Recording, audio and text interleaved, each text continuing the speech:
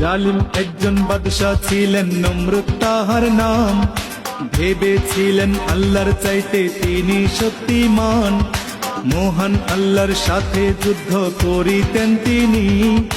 ডেকেছিলেন তাহার যত সৈন্যবাহিনী, আল্লাহকে মারার জন্য তীর মারে আকাশে। কাণ্ড দেখে আল্লাহ তাআলা হয়তো তখন হাসে। অবশেষে ক্ষুদ্র মশা দিয়ে রহমান নমরুদের সকল শক্তি করলেন অবসান। রাখে আল্লাহ মারে কে ঠিক রাখো ঈমান, মাছের পেটে বাঁচিয়েছিলেন ইউনুস নবীর প্রাণ। সকল ফয়সালাকারী এক মহান আল্লাহ তাআলা, পাহাড় ভেঙে দরিয়া করে এই তো মাওলার খেলা। সকাল বেলার ধ্বনি আমরা ফকির সন্ধ্যা বেলা, সকাল বেলার ধ্বনি আমরা ফকির সন্ধ্যা বেলা।